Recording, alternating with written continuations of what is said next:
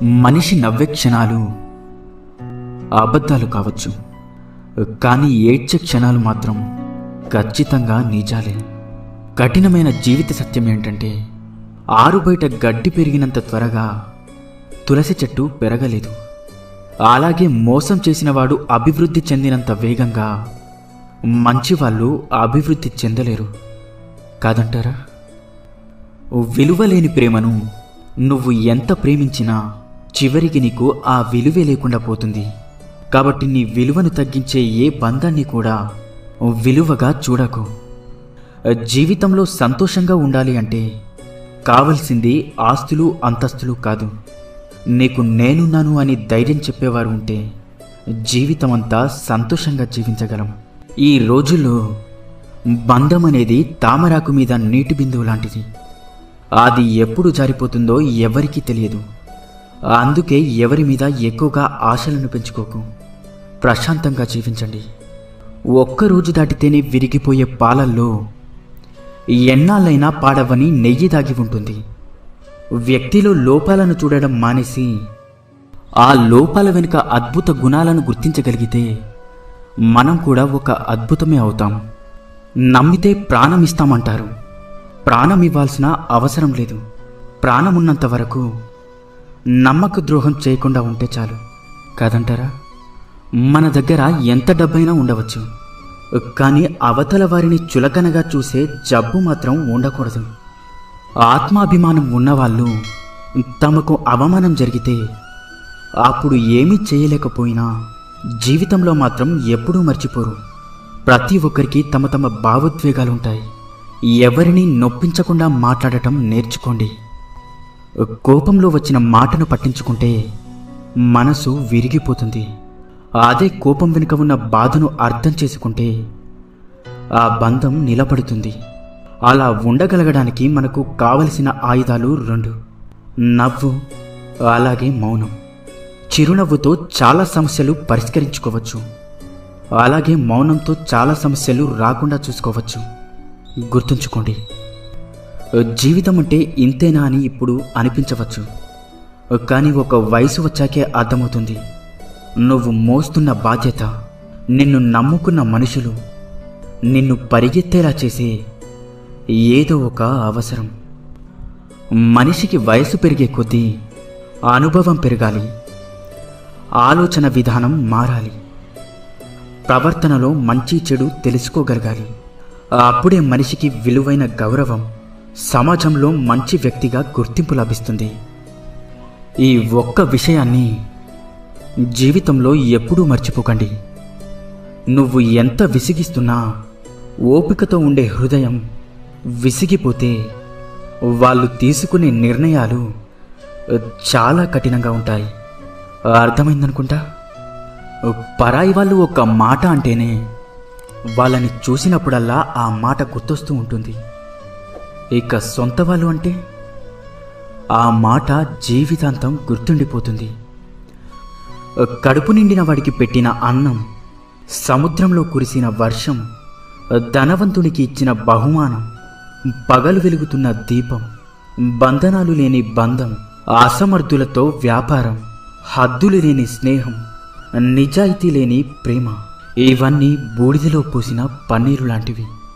అంతా వ్యర్థమే. సంపాదిస్తున్నంతకాలం మనం అందరికీ ఆత్మీయులమే. ఒక్కసారి సంపాదించడం ఆగిపోతే సొంత ఇంట్లో కూడా పరాయి వాళ్ళమైపోతాం. బంధం తెగిపోతుందని తెలిసినా సరే నిజమే చెప్పండి. అబద్ధాలు చెప్పి నమ్మకం మాత్రం పోగొట్టుకోకండి. ఎందుకంటే తెగిన బంధం ఎప్పుడైనా తిరిగి కలవవచ్చు, కానీ పోయిన నమ్మకం మాత్రం ఎప్పటికీ తిరిగి రాదు. అందంగా లేదని భార్యని, అర్థం చేసుకోవడం లేదని భర్తని, నీకు అండగా ఉండడం లేదని తమ్ముణ్ణి, అహంకారం చూపుతున్నాడని అన్నని, ఆస్తి పంచడం లేదని అమ్మా నాన్నని, అవసరానికి ఉపయోగపడడం లేదని అక్కా చెల్లెల్ని, అవసరానికి వాడుకున్నాడని స్నేహితులని, అలా అందరినీ వదిలేసుకుంటూ వెళ్తుంటే చివరికి ఏదో ఒకరోజు మనం కూడా ఈ ప్రపంచాన్ని వదిలి వెళ్ళాల్సి వస్తుందేమో. ఒక్కసారి ఆలోచించు. తీపి ఉండాలే కానీ చీమలకి కుదవా. కాసులుండాలే కాని చుట్టాలకేం కొదవ.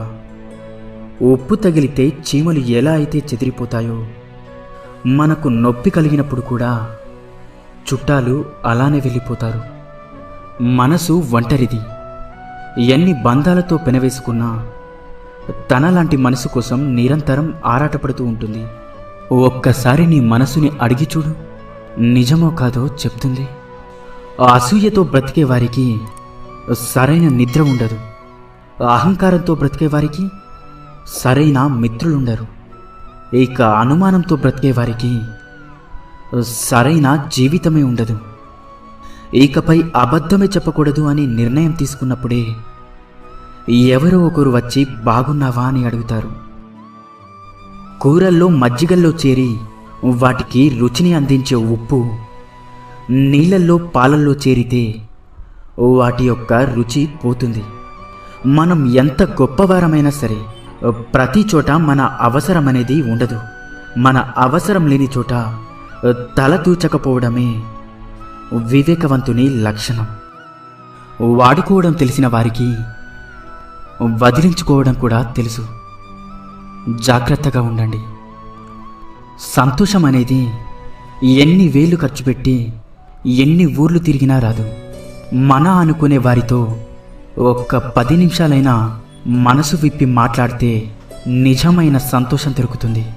రక్తం చుక్కలు చిందించకుండా మనిషిని మానసికంగా హింసించి చంపే ప్రమాదకరమైన ఆయుధం మాట. దానిని మూర్ఖుడు వాడిన తర్వాత ఆలోచిస్తాడు. తెలివైనవాడు ఆలోచించి మాట్లాడతాడు. జీవితంలో కొన్నిసార్లు ఒంటరిగా నడవడం కష్టంగా ఉండొచ్చు. కానీ ఆ ఒంటరితనమే డబ్బు విలువ, మనుషుల విలువ, సమయం యొక్క విలువ, అలాగే జీవితం యొక్క విలువ అన్నీ నేర్పిస్తుంది. కారణం లేని కోపం, గౌరవం లేని బంధం, బాధ్యత లేని యవ్వనం, అలంకరణతో వచ్చే అందం ఎక్కువ కాలం నిలబడవు. మనం బాగుండాలి అనుకునేవాడు కోపంగానే మాట్లాడతాడు. మనల్ని మోసం చేయాలి అనుకునేవాడు ఎప్పుడూ నవ్వుతూనే మాట్లాడతాడు. ఎంత బాగా బండిని లాగినా గుర్రానికి జాటి దెబ్బలు తప్పవు.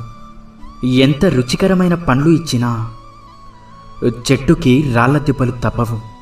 అలాగే ఎంత గొప్ప వ్యక్తిగా ఎదిగినా నీకు కొందరి విమర్శలు మాత్రం తప్పవు.